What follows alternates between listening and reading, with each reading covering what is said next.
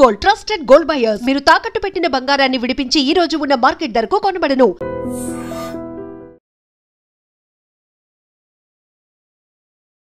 Ladies and gentlemen, welcome to I dream media. నేను Priyadarshan. So August 15 independence day మనందరికీ తెలుసు. కానీ ఒక రోజు ముందు మాత్రం ఇక్కడ పెద్ద వార్ జరగబోతుంది అనమాట. అది వార్ 2 అండ్ కూలీ మధ్య. అంటే యాక్చువల్లీ ఈ వార్లో మాత్రం ఇరు వర్గాలు గెలవాలనే మనం కోరుకుంటూ ఉన్నాం. అయితే ప్రేక్షకులు దేనివైపు ఎక్కువ మొగ్గు చూపుతారు? కొత్త వరవడి వస్తుంది. అంటే మన తెలుగు హీరోలు, స్టార్డమ్ ఉన్న హీరోలు ఇప్పుడు ఒకరు తమిళ్లో, ఇంకొకరు బాలీవుడ్లో విలన్స్గా టర్న్ అయ్యారు, యాంటోగనిస్ట్గా. సో వీటన్నిటి గురించి మాట్లాడుకుందాం. నాతో పాటు సీనియర్ జర్నలిస్ట్ భరద్వాజ్ గారు ఉన్నారు, మాట్లాడదాం. సార్ నమస్తే. నమస్తే. బాగున్నారు సార్? బాగున్నాను సార్. ఏంటి సార్ మీకు ఏమనిపిస్తుంది? అంటే వార్ 2 కూలీ రెండు, ఒకవైపు ఏమో సైమన్ మన నాగార్జున గారు చాలా ఓవర్ హైప్ వస్తుంది ఆ క్యారెక్టర్కి. ఇప్పటిదాకా లేనంత హైప్ వస్తుంది నిజం చెప్పాలంటే ఈ జనరేషన్. అండ్ ఇటుపక్క మన గ్లోబల్ స్టార్గా టర్న్ అయిన ఎన్టీఆర్ గారు బాలీవుడ్లో హృతిక్ రోషన్ గారి సినిమా కాదు ఇది మా సినిమా అన్నట్టు చెప్పుకుంటున్నారు ఫ్యాన్స్. ఏంటి హృతిక్ రోషన్ అందులో నెగిటివ్ క్యారెక్టర్లో కనిపించే అవకాశం ఉందన్న హింట్ కూడా ట్రైలర్లో ఉంది కదా. అంటే ఇది స్పై వార్గా చూపించే అవకాశం ఉంది. అయాన్ ముఖర్జీ అంటే తను డిజైనింగ్లోనే ఇది స్పై వార్గా మొదలుపెట్టి దాన్ని ఎలా కంక్లూడ్ చేస్తాడు అనేది అర్థం కావట్లేదు. ఒక కన్ఫ్యూజన్ ఉంచాడు, ఒక క్యూరియాసిటీ ఉంచుతూనే 2 ట్రైలర్లు కట్ చేశారు వాళ్ళు. అందులో ఒక దానిలోనేమో అంటే ఒక మిషన్ మీద వెళ్ళినటువంటి స్పై అవతల వాళ్లతో చేతులు కలిపేసినటువంటి పరిస్థితి ఉందేమో అనేటువంటి అనుమానము, ఏమైపోయాడు అని మొదలై అతనే అసలు టోటల్గా వ్యతిరేకంగా అవతల శిబిరానికి అతనే నాయకత్వం వహిస్తున్నట్టుగా ఒక కల్పన ఉండి అతన్ని ఎదుర్కోవడానికి వెడుతున్నట్టుగా ఒక డిజైన్ కనిపించింది. అలాగే ఇది ఏకలవ్యుడు ద్రోణాచార్యుల కథలాగా కూడా నడిపాడు. అంటే ఎవరిని చూసైతే ఇన్స్పైర్ అయ్యి, ఎవరిని చూసైతే నేర్చుకుని ఈ రంగంలోకి వచ్చాడో వాళ్ళతో తలబడేటువంటి పరిస్థితి క్రియేట్ అయిన క్యారెక్టర్గా, అంటే ఏకలవ్యుడిగా ఎన్టీఆర్ని, ద్రోణాచార్యుడిగా అతన్ని, హృతిక్ రోషన్ని చూపించేటువంటి ఒక ప్రయత్నం కూడా కనిపించింది. ఇలా రకరకాల లేయర్స్లో ఆ కథ నడుస్తుంది అనేది ఒక అభిప్రాయం కలిగిస్తూ మొన్న వచ్చినటువంటి ట్రైలర్లో లేదు వాళ్ళిద్దరూ దేశభక్తులే అనే డైలాగ్ ఒకటి పెట్టారు. ఇలా ఒక కన్ఫ్యూజన్ ఉంది. అది టోటల్గా ఒక spy cinema, big scale cinema.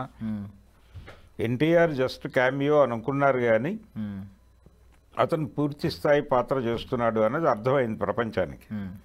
కాకపోతే కూలీలకు వచ్చేసరికి నాగార్జున అది టోటల్గా నెగిటివ్ క్యారెక్టర్ చేస్తున్నానని ఆయన చెప్పుకున్నాడు. నా దగ్గరికి అంటే ఇప్పుడు ఇక్కడేమో టోటల్గా డైరెక్టర్ గారు మోస్తున్నాడు ప్రాజెక్ట్ని. ఇది కూలీకి సంబంధించి లోకేష్ కనకరాజు భుజాల మీద నడుస్తోంది. ఇప్పుడు ప్రమోషన్ యాక్టివిటీస్ని కూడా తను డైరెక్ట్ చేస్తున్నాడు. ఇది ఇక్కడ పరిస్థితి.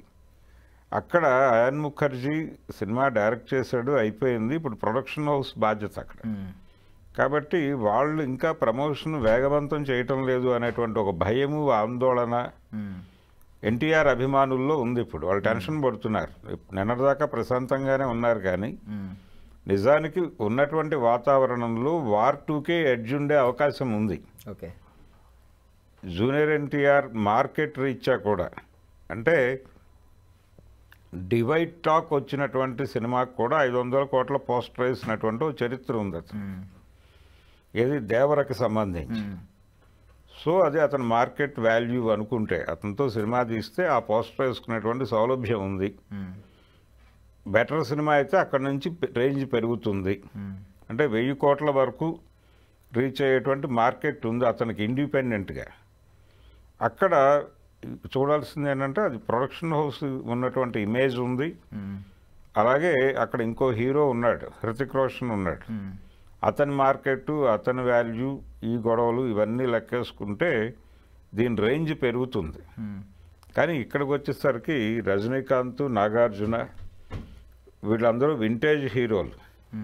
ఈ వింటేజ్ హీరోల సమూహంతో వీళ్లతో తలబడటానికి రంగంలోకి దిగాడు లోకేష్ కనకరాజు. అందుకని వింటేజ్ హీరోలకి, ఈ జనరేషన్ హీరోలకి మధ్య వారుగానే చూస్తాను దీన్ని. సో వీళ్ళ మధ్య ఇప్పుడు వీళ్ళిద్దరూ కూడా ఆల్రెడీ హిందీ మార్కెట్లో నోన్ ఫేసెస్.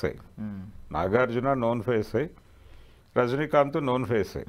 కాబట్టి వీళ్ళని అయినప్పటికీ ప్రమోట్ చేయడం కోసం ముందే ప్రమోషనల్ యాక్టివిటీ మొదలుపెట్టాడు అతను లోకేష్. సోషల్ మీడియాని విపరీతంగా వాడుతున్నాడు ఎక్కడ హిందీ మార్కెట్లో. అలాగే వాళ్ళు ఈవెంట్స్ కూడా మొదలుపెట్టేశారు. రకరకాల ట్రైలర్స్, ఇతర అంటే కంటెంట్కు సంబంధించినటువంటి రకరకాల పద్ధతుల్లో జనాలను అట్రాక్ట్ చేయడం అనే కార్యక్రమం జరిగిపోతుంది కూలీ వైపు నుంచి. ప్రమోషన్లో వాళ్ళు చాలా దూకుడుగా చాలా ముందు నుంచి ఉన్నారు. ఇక్కడ ఆ ట్రైలర్లు నిన్న రిలీజ్ అయినటువంటి ఒక పాట తప్ప ఇంకేమీ లేదు. ఇప్పుడు ఒక ఈవెంట్ ప్లాన్ చేశారు ఇక్కడ. ఈ ఈవెంట్లో ఏవైనా మెరుపులు మెరిస్తే అభిమానులు తృప్తి పడతారు. అంటే ప్రాజెక్టుకు సంబంధించిన స్పెక్యులేషన్స్ బాగానే సరఫరా చేస్తున్నారు వీళ్ళు. అంటే దీనిలో ఆమిర్ ఖానో లేకపోతే షారూక్ ఖానో కనిపించే ఛాన్స్ ఉంది అనే ఒక స్పెక్యులేషన్ నడుస్తోంది. ఇలా స్పెక్యులేటివ్గా దీనికి ఏదో ఒక వాతావరణం క్రియేట్ చేయడానికి ఒక ప్రయత్నం జరుగుతోంది, కానీ చాలదు. ఇంకొంచెం డోస్ పెంచాలి. అలాగే అక్కడ కూడా 2-3 సీరియస్ ఈవెంట్స్ జరగాలి. కానీ టైం చాలా తక్కువ ఉంది, 4 రోజులే ఉంది. ఈ 4 రోజుల్లో ఏం చేస్తారు అనేది వీళ్ళైతే కాన్ఫిడెంట్గా ఉన్నారు. కూలీ మేము ఏం చేయాలో అంతా చేసేసాం, ఎంత చేయగలమో అంతా చేసాం, ఇప్పుడు ఫలితం ఆడియన్స్ ముందు ఉంది అనేది. రెండోది సబ్జెక్ట్ వైజ్ కూడా తను చాలా కాన్ఫిడెంట్గా ఉన్నాడు లోకేష్. అలాగే స్క్రీన్ ప్లేకి సంబంధించి తనకు ఒక ప్రత్యేకమైనటువంటి టాలెంట్ ఉంది. నేను ఆడియన్స్ని థియేటర్లో ఎంగేజ్ చేయగలను, ఎమోషనలైజ్ చేయగలను అనే కాన్ఫిడెన్స్తో ఉన్నాడు ఆయన. అయాన్ ముఖర్జీ ట్రాక్ రికార్డ్ బాగాలేదు. అతను బ్రహ్మాస్త్ర అనేటువంటి ఒక ఇబ్బందికరమైన సినిమా ఉంది, దానికి పార్ట్ 2, పార్ట్ 3 ఉంటుందని చెప్పాడు, కానీ ఇప్పటివరకు అది లాంచ్ అయ్యే కండిషన్ కూడా కనబట్టలేదు. ఒక విచిత్రమైన విషయం ఏంటంటే అందులో నాగార్జున ఉన్నాడు బ్రహ్మాస్త్రాలు, ఇప్పుడు కూలీలో నాగార్జున ఉన్నాడు. ఇదొక లింక్ ఉంది ఈ 2 ప్రాజెక్టులకి. సో అయాన్ ముఖర్జీ ఒక ఎంటర్టైన్మెంట్ సినిమాతో ఒక విజయం సాధించున్నాడు, కానీ ఈ లెవెల్ ప్రాజెక్టు అతను ఇంతకుముందు చేసింది పెద్దగా నడవలేదు. ఇంకొక అంటే ఇండస్ట్రీలో సెంటిమెంట్ల ఇది కూడా ఉంటుంది ప్రభావం. కరెక్ట్. బాలీవుడ్ హీరోలు సౌత్ ఇండియన్ హీరోలకి విజయాలు ఇవ్వటం అనేది పెద్దగా జరగలేదు, అసలు జరగలేదనే చెప్పాలి. అంటే హీరోగా జరగలేదు, ఇది నెగిటివ్ క్యారెక్టరే అనుకుని ముందు నెగిటివ్ క్యారెక్టర్ ఏం కాదని ఇప్పుడు పాజిటివ్ క్యారెక్టరే. ఇతుంది పాజిటివ్ క్యారెక్టరే. అంటే ఇప్పటి వరకు బాలీవుడ్ హీరోలకి అంటే బాలీవుడ్ హీరోలకి సౌత్ డైరెక్టర్లు పెద్ద పెద్ద విజయాలు ఇచ్చారు, కానీ బాలీవుడ్ డైరెక్టర్లు సౌత్ హీరోలకు భారీ విజయాలు ఇచ్చిన సందర్భాలు తక్కువే. కాబట్టి ఇదొక పెయిన్ ఉంది. అంటే కమల్ హాసన్కి సాగర్ సినిమా హిట్ అని చెప్పచ్చు, కానీ సాగర్ సినిమాలో రిషి కపూర్ కూడా ఉన్నాడు, వాళ్ళిద్దరి మీద నడిచిన కథ అది. అలా రజనీకాంత్కు 1-2 సినిమాలు ఉన్నాయి, కానీ అక్కడ కూడా అమితాబ్ ఉన్నాడు. ఇలాంటి పంచాయతీ ఉంది. కాబట్టి పూర్తి స్థాయిలో ఇప్పుడు వీళ్ళు జితేంద్ర అనేటువంటి హీరోని పెద్ద హీరోని చేసింది సౌత్ డైరెక్టర్లు. మిథున్ చక్రవర్తి కెరియర్లో మేజర్ హిట్లన్నీ సౌత్ డైరెక్టర్లు ఇచ్చినవే, టిఎల్వి ప్రసాద్ గారు ఇచ్చినవే. 18 సినిమాలు డైరెక్ట్ చేశాడు ఆయన మిథున్ చక్రవర్తితో ఇక్కడి నుంచి వెళ్ళి. జితేంద్రకి మన డైరెక్టర్లు అందరూ హిట్లు ఇచ్చారు, కాబట్టి అక్కడ హీరోలను నిలబెట్టినటువంటి చరిత్ర ఉంది మనకి మన డైరెక్టర్లకి. కానీ వాళ్ళు మన హీరోలతో విజయాలు సాధించి నిలబెట్టిన సందర్భాలు లేవు. ఇదొక బెరుకు ఉంది, ఇదొక భయం ఉంది, ఇదొక సెంటిమెంట్ ఉంది. కాబట్టి ఇలా 100 రకాల భయాలు ఉన్నాయి వార్ 2 చుట్టూ. ఈ సెంటిమెంట్లు కూడా ఉన్నాయి. ఈ సెంటిమెంట్లు ఇవన్నీ ఏం చేయబోతున్నాయి ఆ సినిమాని అనే భయము, ప్రెజరు అభిమానులను ఆందోళనలో ఉంచినాయి.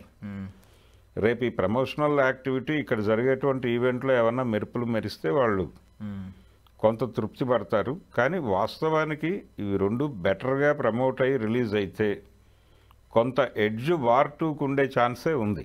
ఓకే, కంపారిటివ్గా వీళ్ళు గట్టి పోటీ ఇవ్వగలుగుతారు.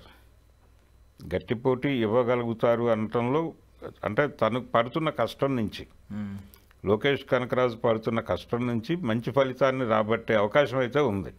సో ఇందాక మీరు ఒక హెడ్లైన్ వదిలేరు సరదాగా, ఏమని వింటేజ్ హీరోస్ వర్సెస్ ఇప్పుడు స్టార్స్ అని చెప్పి. అంతే. కాకపోతే అంటే అది మీడియా ముఖంగా నేను కూడా చాలా వెబ్సైట్స్లో చూశాను.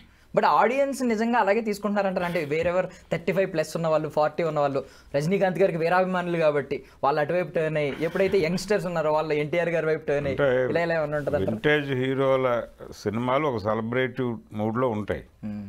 అంటే అక్కడ అభిమాన గణం తాలూకా సంఖ్య చాలా ఎక్కువ ఉంటుంది. అంటే మూడు జనరేషన్లు, 3-4 జనరేషన్ల అభిమానులు ఉన్నారు ఆయనకి అన్ని ఏరియాల్లోనూ. రజనీకాంత్కి, నాగార్జున కూడా 2-3 జనరేషన్ల అభిమానులు ఉన్నారు ఆయనకి. అంటే వాళ్ళ ఫాదర్ నుంచి కంటిన్యూ అవుతున్నటువంటి అభిమానులతో లెక్కేసుకుంటే 5-6 తరాల అభిమానులు ఉన్నారు వాళ్ళకి.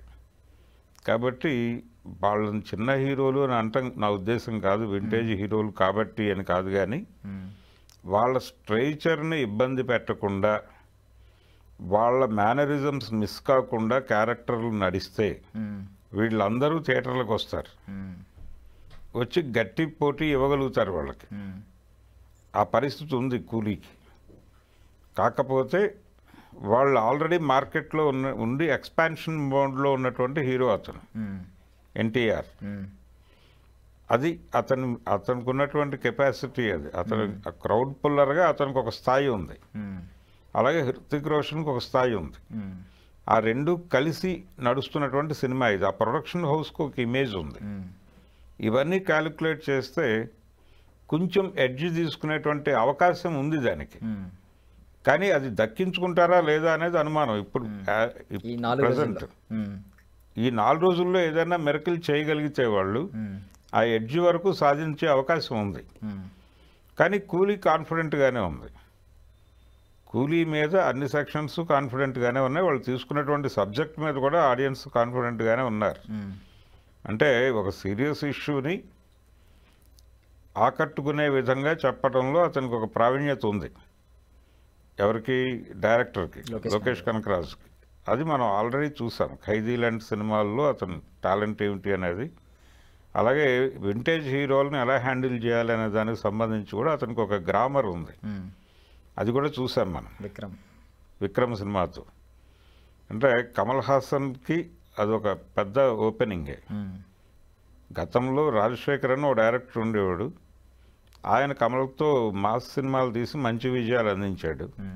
మళ్ళీ ఆ స్థాయి విజయం అందించిన వాడు లోకేష్. కాబట్టి వింటేజ్ హీరోలను ఎలా హ్యాండిల్ చేయాలనే దానికి అతనికి ఒక ప్రావీణ్యత ఉంది. ఇవన్నీ ఆ సినిమాకి ప్లస్ పాయింట్స్. ఈ సినిమాకి కొన్ని మైనస్ పాయింట్స్ ఉన్నాయి.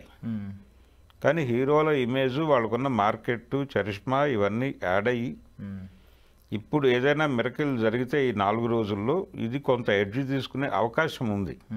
కానీ వీళ్ళు నిలబడతారు బలంగానే. కూలీ గట్టి పోటీ ఇస్తుంది. కూలీ ముందు మీరే ఏ సినిమాకి వెళ్తున్నారు సార్? ముందు ఏ సినిమాకి వెళ్తున్నారు? అందుకే ముందుగా ఏ సినిమా చూడబోతున్నారండి ఈ వారం? నేను కూలీయే చూద్దాం అనుకుంటున్నాను. క్యూరియాసిటీ నాకు ఈ సినిమా మీదే ఉంది. అంటే సబ్జెక్ట్ వాళ్ళు ప్రస్తావించినటువంటి టాపిక్ అంటే కార్మికుల అక్రమ వలసలు వ్యవహారం, దీనిలో చర్చించబోతున్నామని మాట్లాడాడు ఆయన. సో ఆ విషయాన్ని ఎలా హ్యాండిల్ చేయబోతున్నాడు అని. ఆల్రెడీ మలయాళంలో 1-2 సినిమాలు వచ్చినాయి టాపిక్తో. కాకపోతే అవి సీరియస్గా నడిచినాయి. ఇది కమర్షియల్ వేలో ఎలా చూపించబోతున్నాడు అనేది ఒక curiosity. Thank you so much sir for your valuable time.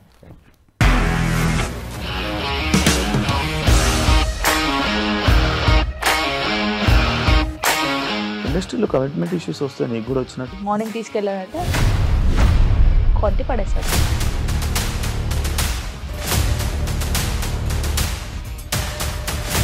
ఒక్కళ్ళు కూడా చూడలేదు ఈ సినిమా అని చెప్పడానికి కూడా చాలా ధైర్యం కావాలి. అది నిజం కదా, దాంట్లో ధైర్యం ఏంటి? ఇది నెక్స్ట్ డే ప్లేట్ మార్చేస్తే తప్పు కదా. As of now we're comfortable this అని నేను అనుకుంటున్నాను. రష్మిక గారిది మీది ఒకే ఊరు అంట కదా?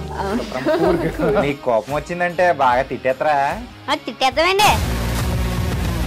నిజంగా గేమ్ ని ఎలా చేంజ్ చేయగలిగారు? ఏపీఎస్ఎఫ్సి వాళ్ళకి 6 నెలల్లో నేను 6 లక్షలు కట్టా. బిజినెస్ చేయాలనుకుంటే it is as difficult as riding a tiger.